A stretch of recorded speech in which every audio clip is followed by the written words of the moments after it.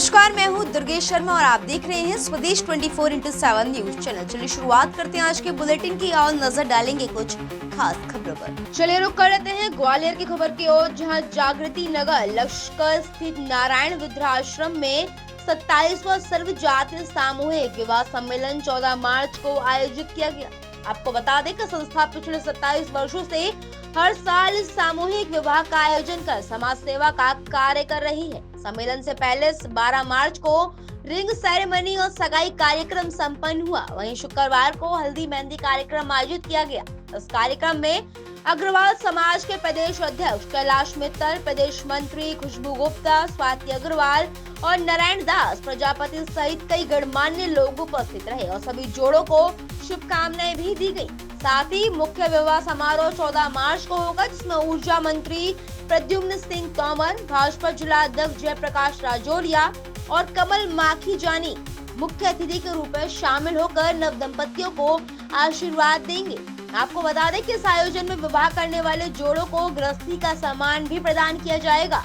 नारायण वृद्धाश्रम में वर्तमान में 38 वृद्धजन निवासरत हैं, जिनकी देखभाल समाज और सामाजिक संस्थाओं के सहयोग से की जा रही है। कार्यक्रम की तैयारियों में संस्था के पदाधिकारियों और समाज सेवियों का महत्वपूर्ण योगदान रहा। मैं पूरा नहीं कर पाए क्योंकि बच्चों की जिम्मेदारियां होती हैं काफी, तो अपने अरमानों का गला घोटना पड़ता है।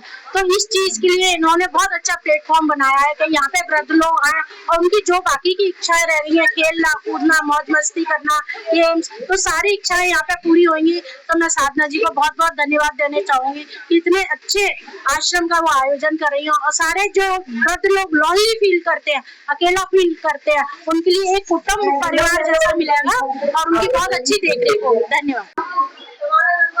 अनाथ गरीब कन्याओं के उत्थान के लिए शुरू किया गया था आज से 27 वर्ष पहले। इसमें प्रतिवर्ष 11 कन्याओं का विवाह नारायण वृद्धाश्रम अपनी संस्थाओं और दानदाताओं के सहयोग से करवाता रहा है।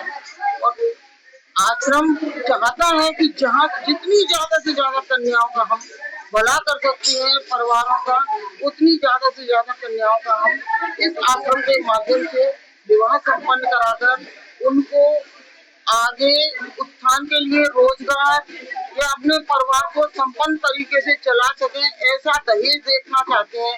जैसे सिलाई मशीन देने का उद्देश्य यही रहता है, यदि परिवार में किसी तरह की परेशानियां हैं तो वो अपना रोजगार इससे चालू कर सकते हैं।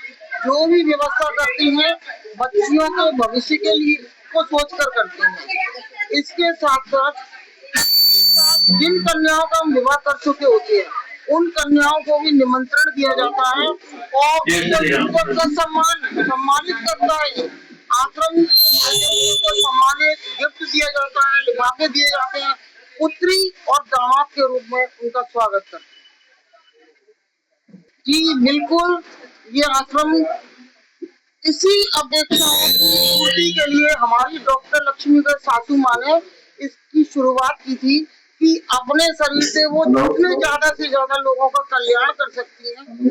वृद्धों का तो करती ही है, वृद्धों को तो रखा ही उन्होंने, साथ में अनाथ लड़कियां, अनाथ बच्चे जिनको भी कोई सहारा नहीं है, उन सबको सहारा देने की उन्होंने मुहिम चलाई थी आज से 30-32 साल पहले। 27 वर्ष का अपने पास रिकॉर्ड है, इससे पहले का रिकॉर्ड नहीं है।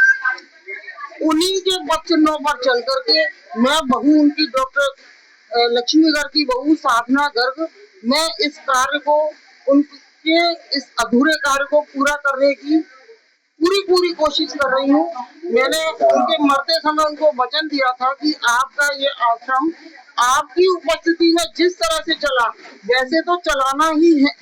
अगर हो सकता है, अगर आपका आशीर्वाद रहा तो मैं बेहतर करूंगी, इसको कम नहीं करूंगी।